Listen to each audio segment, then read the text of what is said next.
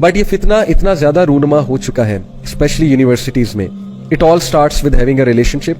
It all starts with, getting closer to a person. And then it ends up in, sometimes, they end up marrying each other. میں یہ انکار نہیں کر رہا شادی نہیں ہوتی.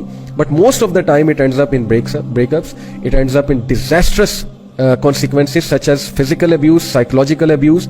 اگلا بندہ abuse ہوتا ہے psychologically بھی physically بھی, اور اس کے بعد جب break up ہوتا ہے تو extreme distress آتا ہے اور کنفیوژن کی سٹیٹ آتی ہے کہ اب میں کروں کیا. اتنے سال ہو گئے اس انسان کے ساتھ اور پھر چھوڑا نہیں جاتا, لیٹ گو نہیں کیا جاتا. اور اکثر میں نے ایسے بھی کیسز دیکھے, یقین کریں میرے پاس لڑکے آئے ہیں who want to leave a girl and now ان کی باتوں سے پتہ لگ رہا ہے کہ یہ لڑکی سے جان چھڑانا چاہ رہے ہیں, لیکن ہمارے پاس کس لیے آئے ہیں؟ کچھ دلیل لینے کے اب ہم کیسے چھوڑیں, کس بیسس پہ چھوڑیں.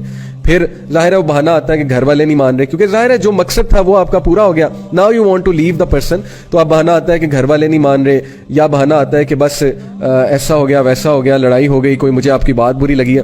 یہ سب کچھ معاشرے میں چل رہا ہے اور یہ ہم نارملائز کر رہے ہیں اور ہم اس کے خلاف بات ہی نہیں کر رہے ہیں, اور نہ ہماری یوتھ انڈرسٹینڈ کر رہی ہے کہ ہم کس گڑھے میں گر رہے ہیں, ہم کس پٹ میں جا رہے ہیں, اور ہم اپنی کتنی چیزیں جو ہیں وہ لوز کر رہے ہیں آن دا وے. ہم اپنی فزیکل ہیلتھ بھی لوز کر رہے ہیں, ہم اپنا ایموشنل جو ہماری ایموشنل ہیلتھ ہے, مینٹل ہیلتھ ہے, اس کا بھی بیڑا غرق کر رہے ہیں. شادیاں جب ہماری ہوتی ہیں تو ہمارا ستیہ ناش ہو چکا ہوتا ہے. ہم ایک سائیکولوجیکل بیگیج اٹھا کے لا رہے ہوتے ہیں جب ہماری شادیاں ہوتی ہیں ہماری سوسائٹی میں, اور وہ سائیکولوجیکل بیگیج کس چیز کا ہوتا ہے؟ پاسٹ ریلیشن شپس کا.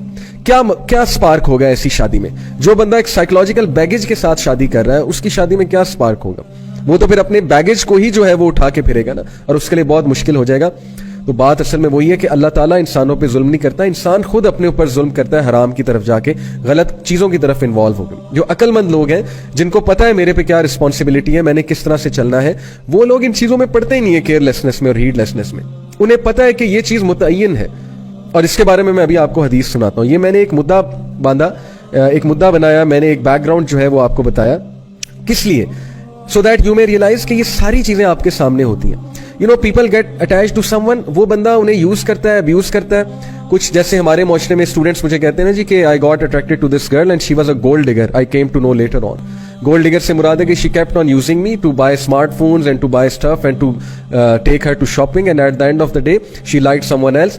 کوئی اور لڑکا آ گیا, مجھ سے کول لڑکا آ گیا, وہ اس کے ساتھ چلی گئی اور مجھے جو ہے تھوڑ کرا دیا, سیدھی سی بات. And vice versa. Yes, this happens with girls as well.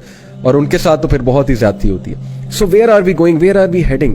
یہ کیا ہم نے ٹرینڈ بنا دیا ریلیشن شپس کا, وہ بھی حرام ریلیشن شپس کا.